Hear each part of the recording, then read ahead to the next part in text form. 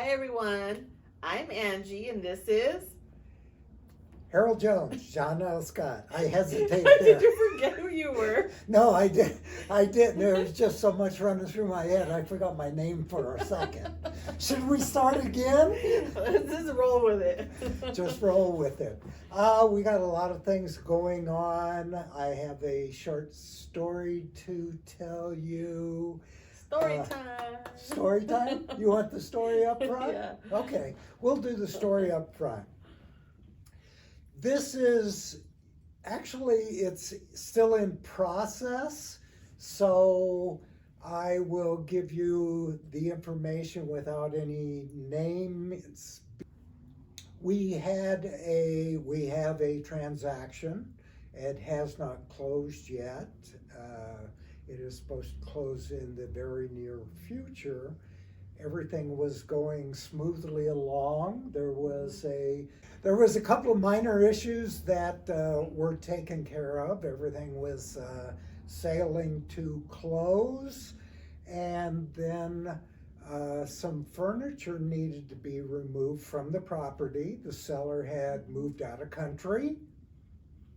So not even in In the area, not in Yeah. the state, not in the United States. So the seller was out of country, and so the agent arranged to have all of the furniture removed by a third party so they could get to closing and get that out of the way.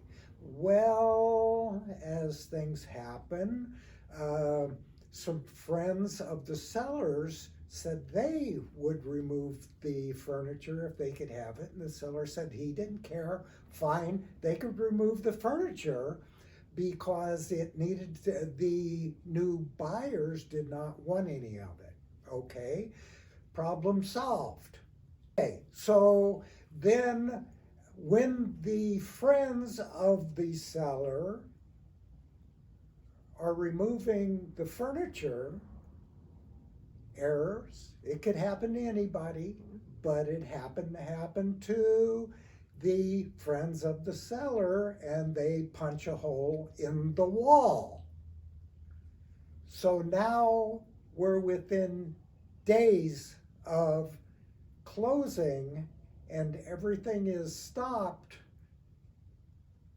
because there's a hole in the wall, and the buyers are upset that the damage was done. Understandably so. And I actually feel sorry for the seller's agent, because all of this stuff can be remedied fairly easily, but now you have a buyer upset, a seller halfway out of communication most of the time, and we can't get a hole in the wall taken care of. Okay. And that's how you get a smooth transaction where everything's arranged, and then you have outside sources come in and mess it all up. allowed to come in by thinking, yeah, this isn't a big deal, this can be handled, and everything going south, everything gone wrong. Then people get upset, and it could derail the whole transaction. No, I'm sure, if the seller was a little bit more able to communicate, if he was in Right. those circumstances, I'm sure the stuff can get figured out. Because, you think about it, if it was like myself or someone that's still living in the property and their house is sold, they're going to move. Well, now they have to remove their stuff. So if it was me and my husband removing items, and we, by accident, maybe put a hole or scratched the door or did some damage as we're moving, because we sold the house. So, like I said, the remedy would be, well, still the seller's responsibility to get it fixed, or Right. do a credit or some sort, because the error falls on the seller. Right. So, I see the problem because as a buyer, I'd be like, what the heck? I want to move in right now. Now I have to wait, or is the paint gonna match? Is this gonna, But yeah, I can see how that can. I mean, I said accidents happen. Accidents happen, and it can happen to anybody, and it can be taken care of fairly simply. I mean, you've already said it. If you don't have time, give the buyer a credit to have the damage repaired, because they're not going to move into the property right away, so that shouldn't really be an issue. But the problem is getting everybody to talking and communicating again. You got too many hands, or in the You have too many hands, too many people, and then everybody's talking all at once, and you have all these people doing different things, going in different directions, and then everybody goes quiet. So who should be the ones communicating right now? I would say basically it should be the buyer and what they want to remedy the situation. Or the seller could step up and go, okay, since we're so close, I will give you a credit of this amount and make it generous. I will give you a credit of this amount to fix the repair at your leisure, at your convenience, after you take possession of the property. And that would be probably the simplest and more straightforward way to do it. Yeah. But simple and straightforward isn't always what we end up with, because of temperament and just everybody's different. Oh. Everybody reacts to everything differently. So anyway, that's my story. I hope I didn't bore you too much with it. Let's toss in a little side subject of home warranties. What do you think of home warranties, Nancy? Well, before working here, I actually had no knowledge of home warranties. I had a little inkling from someone I knew. And then working here, I started, some of the stuff here people were throwing in or offering home warranties. And I'm like, oh, that's kind of cool. It's like an insurance, something to have just in case something happens. And I once was telling Harold, I had looked into them, and I'm a big Googler, so I was trying to hear reviews and stuff. And there's pros and cons.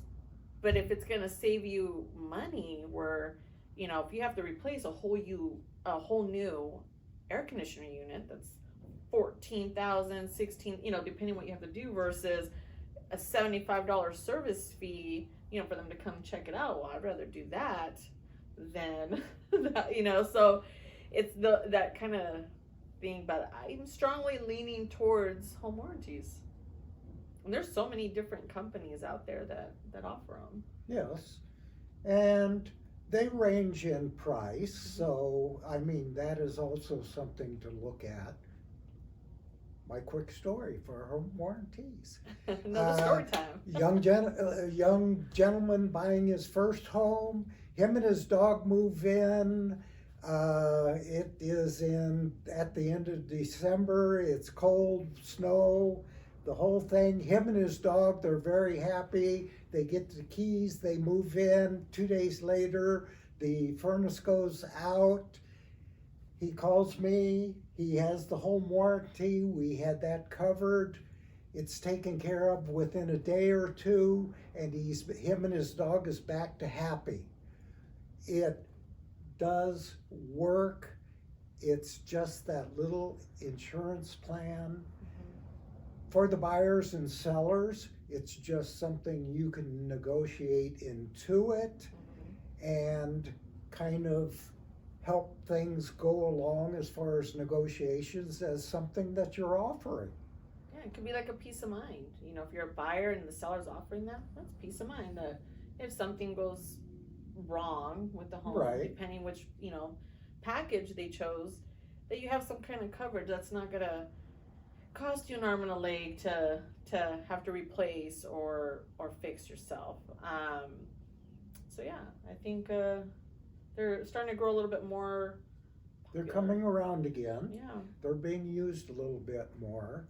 And as far as a buyer, if you're a brand new buyer, you've never bought a home before, you're young, you don't have a lot of experience with homes, it is something that I would recommend having, because that is not the kind of surprise you need as a newbie out there for the first time facing the world. Yeah.